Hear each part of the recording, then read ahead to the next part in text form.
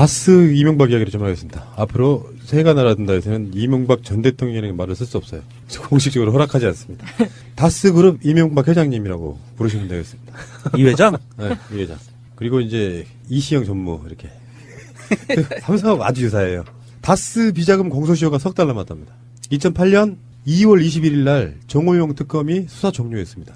그래서 비자금을 찾아내고도 검찰이 인계 안 하고 덮어버렸던 바로 그거라서 특가법상 특수직무유기에 해당되고요. 공소시효가 10년이라 내년 2월 21일 날이 다스 비자금 수사할 수 있는 마지막 날이에요. 법적으로는. 지금이라도 수사 개시를 하면 상관없는 거잖아요. 근데 지금 검찰에서 수사 개시를 안 하고 있기 때문에 그렇죠. 지금 이렇게 간당간당한 상황이라는 건데 당연히 수사를 할 거라고 믿는 제가 너무 나이브한 건가요? 만약에 3달을 넘기면 어떻게 되는데요? 그냥 못하는 거죠. 이렇게 끝나는 거죠. 예, 끝나는 거죠. 이게 그 BBK 비자금 수사를 하려면 다스의 실소유주를 규명해야 되기 때문에 이게 지금 우리가 다스는 누구 겁니까라고 의문을 제기하는 이거하고 딱 맥락이 맞아 떨어지는 거거든요. 그래서 꼭 해야 되는 건데 사실 이거 아니고도 사실 다스 그 140억 문제를 가지고도 또 이명박을 공격할 여지는 남아 있긴 하지만 이거는 검찰의 적폐까지 같이 문제 삼을 수 있는 거여서 또 다르게 중요한 거죠. 좀 더 정확히 말하면 특검인데 특검이 해야 될 일을 안 하고 그게 예. 사실로 드러난 부분이 있기 때문에 여기에 지금 이명박을 주진우 기자가 나와서 했던 얘기가 그런 거예요. 다스를 파고 들어가면 다른 것들은 줄기처럼 나온다. 네. 다스를 먼저 분명하게 위법사항이 발견된 이 부분부터 수사를 시작해야 된다 이런 거예요. 그런데 아까 우리 그 이 회장이라고 부르기로 했다는 거, 그 이씨 성을 갖게 된 게 원래 본성이 아니잖아요. 뭔데요? 그건? 원래 본성이 뭐예요? 월산. 월산 명박? 악기로. 월산 명박이에요. 일본에서 태어날 때 성이 알았어요. 원래 월산이에요. 아, 그래요? 네. 그러면 월산 회장이라고 불러줄까요? 또 딴에는 글로벌하네요. 이게 박이 히데거든요. 히데? 음. 그 도요토미 히데요시 할 때 2등 박문 할 때 그 박문이 아. 히데요시잖아요. 그런 건 어디서 배울 수 있어요? 참 이게 뭐 대단한 고급 정보나 된다고. 일본어 배운 사람이라 알아요. 죄송합니다. 예. 그러니까 이름이 월산 명박인데 명박이 아키히로고 예, 월산이 예. 치키야마 아키히로가 그래서 예. 이명박이 원래 이름이에요. 원래 이름이 이제 명박인데 이게 원래는 명유로 썼었대요. 명유? 네. 월산 명유라고 썼다가 이 유자가 히로히토 일왕의 그 피휘라고 그래서 왕의 이름자를 피하는 게 있대요. 그래서 뜻은 같고 발음이 다른 박자로 바뀐 거래요. 무엄하다 이런 거지. 그래서 아주 친일의 뿌리가 깊은 집안이라 원래 할아버지가 월산으로 개명을 했거든요. 창씨 개명. 논점을 너무 벗어나신 거 아시죠? 자, 어쨌든 그 다스입니다.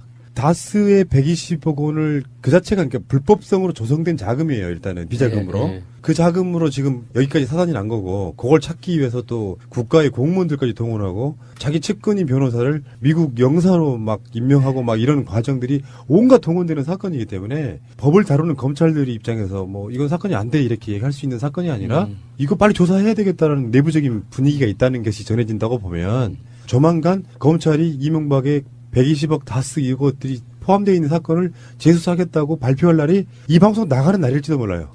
사실 이명박을 처단한다, 이명박에 벌을 준다는 측면에서 사실 댓글 조작이나 이거 국정원 문제보다 이게 더 훨씬 더 중요합니다. 이명박이 예를 들어서 우리가 댓글 공작 문제 때문에 이명박의 대통령 지위를 박탈한다고 해서 이명박의 눈 하나 깜짝할까요? 다 가져가라고 할 거예요. 그런데 이명박이 자기 돈을 건드리면 아마 미치고 환장할걸요. 근데 이게 지금 원 쿠션 치고 들어가는 건데 예. 뭐냐면은 이명박의 다스를 직접 조사하는 사건을 시작하는 게 아니고요. 예. 여기 나오면 그게 나와요. 특가법상 특수직무유기.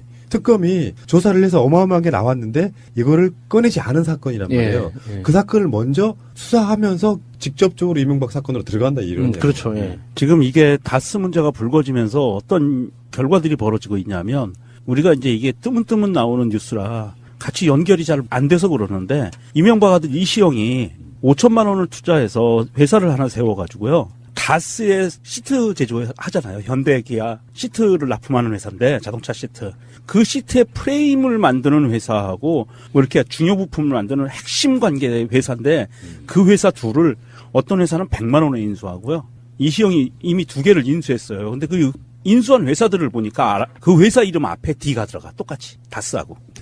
근데 이 수법이 삼성그룹이나 다른 회사들이 상속을 해줄 때 쓰는 수법이었거든요. 보통은 이제 예. 그 시작 일감 몰아주기도 하고 그래서 하나를 예. 상장하지 않은 채로 엄청 키우죠. 예, 그래서 이명박 아들 이시영이 다스의 그 계열 관계사 거래처라고 하는데 그 회사 두 회사의 주식을 사는데 사서 인수를 하죠. 근데 그 전에 매출이 몇십억, 몇백억씩 되는 회사가 갑자기 마이너스로 한 해가 뚝 떨어져요. 마이너스 수십억으로. 그리고 인수를 해버려요. 싼 값에. 그래서 지금 벌어지고 있는 이 다스는 누구 겁니까? 해서 지금 쪼여들어가는 이 여기서 얘네가 탈출하기 위해서 다스는 버리래. 다스의 관계, 실제, 그러니까 다스는 납품하는 회사지 제조회사가 아니거든요.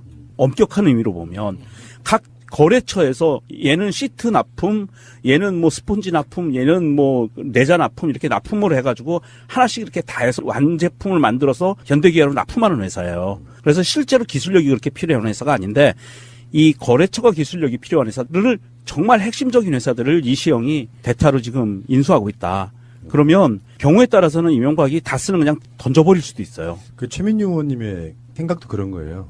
다스를 버리려고 하는 시도 네. 가능성이 높다. 지금 그렇게 가고 있는 걸로 눈에 보이더라고요. 뉴스를 보니까. 정말 어렵고요.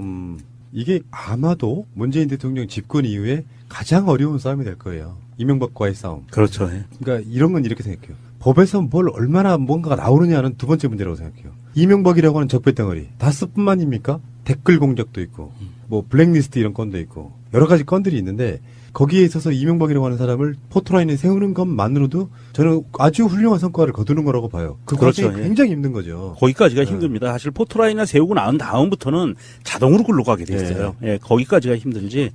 이 자수성가형 악마를 반드시 포토라인에 세우는 그날을 위해서. 그러니까 이명박을 포토라인에 세우려고 하면 댓글 달라고 지시했잖아. 요걸로 못 세운다는 거예요. 전직 국가 원수이기 때문에. 그래서 어마어마한 범죄성을 이제 검사들이 이걸 묻겠죠. 이렇게 묶어가지고 도저히 이 사람이 나오지 않으면 안 되는 상황까지 왔으니까 나와 주십시오 하는 거예요. 그렇죠. 근데 전직 대통령 입장에서는 노무현 대통령도 그러셨지만 검찰들이 엮어서 안 나갈 수가 없게 만들어 놔버리면 그건 안 나갈 수가 없어요. 그거는. 만약에 안 나가게 되면 이제 당장 쏟아지는 비난이 뭐냐면 법도 안 지키는 전직 대통령 이렇게 나오거든요. 근데 이제 그 법이 누가 봐도 부르는 요소가 서면도 아니고 직접 부르는 요소가 직접 나올 정도가 된다는 납득이 되는 범죄 사실이 드러나면 어쩔 수 없이 나와야 되는 거예요. 그렇죠. 거기까지가 힘든 겁니다. 그것을 소명해내고 검찰이나 경찰이 내부적으로 그 안에서 지금 범죄 사실에 대해서 소명해서 이게 딱 줄기가 똑바로 서고 완벽하게 그림이 나와야 돼요. 그렇지 않고 섣불리 건드렸다가는 역풍 맞습니다. 그래서 조심하는 거고요. 근데 우리나라 검찰도 바뀔 건 바뀌어야 돼요. 제가 최근에도 느낀 건데 얘들이 약간 불독 같아요. 한 번 딱 물면 자기가 맞다는 거를 증명하려고 막 노력하다 보니까 억지로 뒤집어 씌우고 대표적인 게 노무현 대통령 수사예요. 일단 이명박이가 국세청 동원해가지고 건드려 놨는데 막상 파보니까 별로 게 없어. 그러니까 어느 날 갑자기 빨대를 국정원 조중동에다가 대놓고 모욕주기 방식으로 해서 여론을 계속 몰아가는 거예요. 그런 식으로 언론 플레이를 하고 있다는 것 자체가 검찰한테 뭔가 별거 없다는 뜻이거든요. 그러면 다스 이명박 이야기를 좀 하겠습니다. 앞으로 새해가 날아든다에서는 이명박 전 대통령이라는 말을 쓸 수 없어요. 공식적으로 허락하지 않습니다. 다스 그룹 이명박 회장님이라고 부르시면 되겠습니다. 이 회장? 네, 이 회장. 그리고 이제 이시영 전무 이렇게 삼성하고 아주 유사해요. 다스 비자금 공소시효가 석 달 남았답니다. 2008년 2월 21일 날 정호영 특검이 수사 종료했습니다. 그래서 비자금을 찾아내고도 검찰이 인계 안 하고 덮어버렸던 바로 그거라서 특가법상 특수직무유기에 해당되고요. 공소시효가 10년이라 내년 2월 21일 날이 다스 비자금 수사할 수 있는 마지막 날이에요. 법적으로는. 지금이라도 수사 개시를 하면 상관없는 거잖아요. 근데 지금 검찰에서 수사 개시를 안 하고 있기 때문에 그렇죠. 지금 이렇게 간당간당한 상황이라는 건데 당연히 수사를 할 거라고 믿는 제가 너무 나이브한 건가요? 만약에 3달을 넘기면 어떻게 되는데요? 그냥 못하는 거죠. 이렇게 끝나는 거죠. 예, 끝나는 거죠. 이게 그 BBK 비자금 수사를 하려면 다스의 실소유주를 규명해야 되기 때문에 이게 지금 우리가 다스는 누구 겁니까라고 의문을 제기하는 이거하고 딱 맥락이 맞아 떨어지는 거거든요. 그래서 꼭 해야 되는 건데 사실 이거 아니고도 사실 다스 그 140억 문제를 가지고도 또 이명박을 공격할 여지는 남아 있긴 하지만 이거는 검찰의 적폐까지 같이 문제 삼을 수 있는 거여서 또 다르게 중요한 거죠. 좀 더 정확히 말하면 특검인데 특검이 해야 될 일을 안 하고 그게 예. 사실로 드러난 부분이 있기 때문에 여기에 지금 이명박을 주진우 기자가 나와서 했던 얘기가 그런 거예요. 다스를 파고 들어가면 다른 것들은 줄기처럼 나온다.